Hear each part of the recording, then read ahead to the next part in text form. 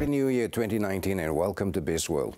5 representatives of the Petroleum Dealers Association of Malaysia, PDAM, today met Prime Minister Tun Dr. Mahathir Mohamad on their concerns over the proposed weekly fuel price float. PDAM President Datuk Khairul Anwar Abdul Aziz and 4 other representatives met with Dr. Mahathir at Perdana Putra before the Prime Minister chaired the weekly meeting of the Cabinet.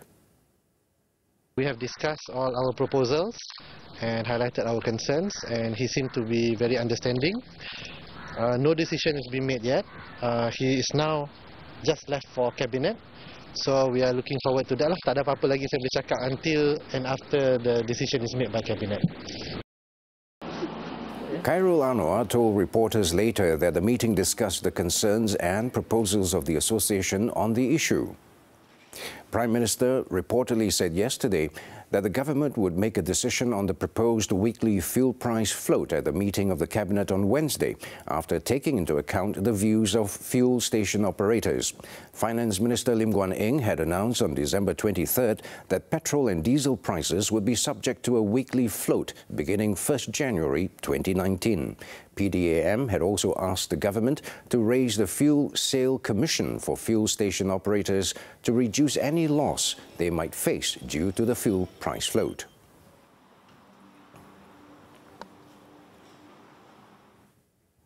FGV Holdings Berhad has appointed Datuk Muhammad Khairul Abdul Hamid as its new Chief Finance Officer, CFO, effective today. The position was left vacant after Ahmad Tifli Muhammad Talha resigned October last year. In a filing with Bursa Malaysia today, FGV said Muhammad Khairul, 48, was a former CFO of Mass Rapid Transit Corporation, MRT Corp. He started his career in May 1994 as a management trainee with Saimdabi Berhad and worked his way up the ranks to CFO of the Saimdabi Plantations Division from June 2008 to June 2011. He was then CFO of Saimdabi's Energy and Utilities Division from February 2011 to February 2012, before taking on the role as MRT Corp CFO from March 2012 to December 2018.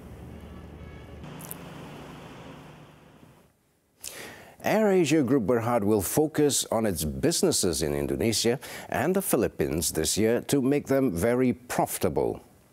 In Group Chief Executive Officer Tan Sri Tony Fernandez's latest post on Twitter, he also confirmed that the group would not be opening any more new airlines in the next 3 years.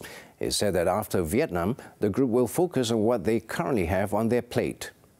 AirAsia Group, he said, has a great SIM franchise: Indonesia, Malaysia, Thailand, the Philippines and Vietnam, with these countries having huge population and growing economies. Tan Sri Tony also said AirAsia's India and Japan operations would provide a great support for the group to connect the world going forward. He expressed confidence that the airline's operations in India and Japan would be profitable in 2021. UMW Holdings Berhad has commenced voluntary winding up of 4 of its subsidiaries under the unlisted oil and gas segment. The subsidiaries are UMW Coating Technologies Tianjin, PFP Shenzhen Piping Materials, UMW China Ventures and UMW Offshore Investment.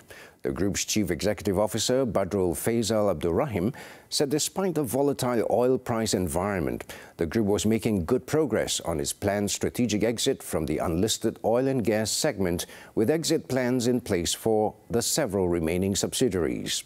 In a statement today, he said the group's growth strategy moving forward will be underpinned by continued expansion in these 3 core segments to deliver value to their shareholders.